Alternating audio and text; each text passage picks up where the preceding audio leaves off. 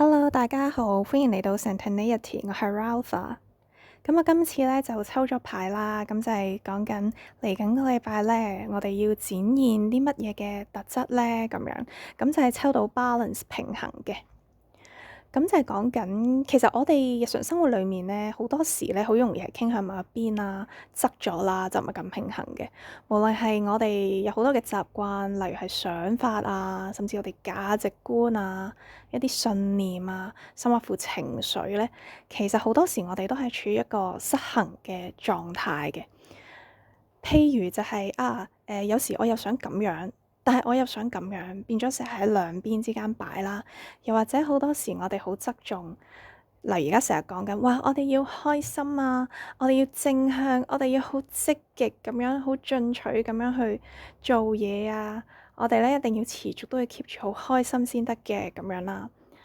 咁其實咧呢一個咧都係屬於一個失衡嘅狀態。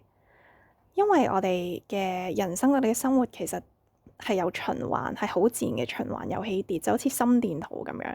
即係就算個心臟，你都唔會時刻保持你嗰個心率係喺同一個頻率嘅，你一定係會有起跌，有快慢。大自然一樣都會不斷春夏秋冬，係需要循環。咁同埋就係我哋去到某一個狀態，例如我哋可能而家覺得好開心喎，心情幾好啊，我覺得幾精神啦。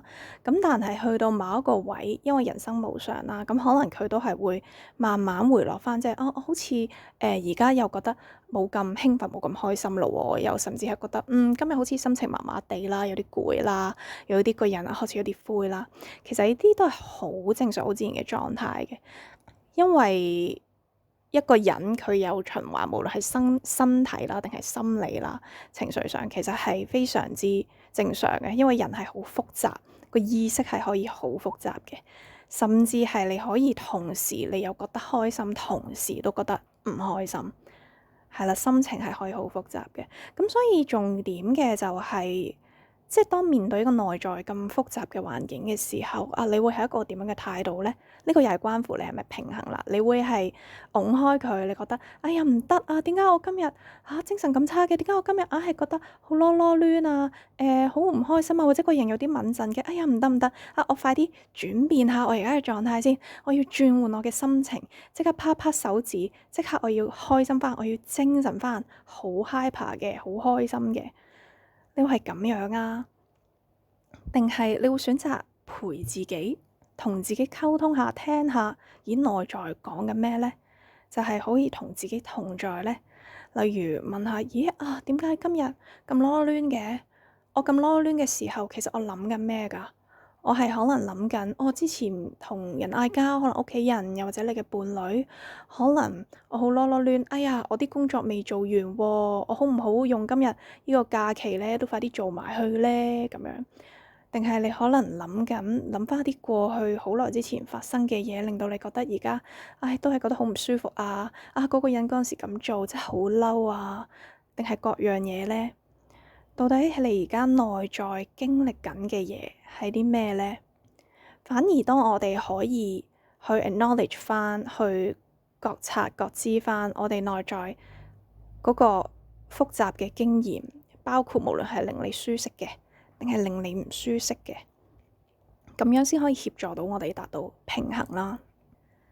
咁當你可以慢慢覺察翻，慢慢習慣翻，可以同自己唔同狀態去同在嘅時候咧，咁跟住落嚟我就會講更進一步啦，可以去更加 advanced 嘅程度會係點樣咧？你都可以更加留意啦，喺日常生活中。即係你留意到，咦，我而家個狀態唔係好平衡喎，你可以留意下，咦，到底係咩環境比較常會發生咧？喺呢一個狀態下，其實你係想換嚟啲乜咧？調轉你其實係妥協緊自己咩部分，去換到呢一啲你想要嘅嘢咧？而然之後，你都可以追溯一下，咦？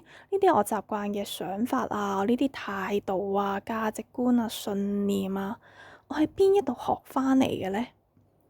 係好細個嗰陣，喺家庭裡面學翻嚟嘅，係因為人生中發生咗一啲好重大嘅事，令到你產生咗呢啲咁樣嘅習慣，係啲咩咧？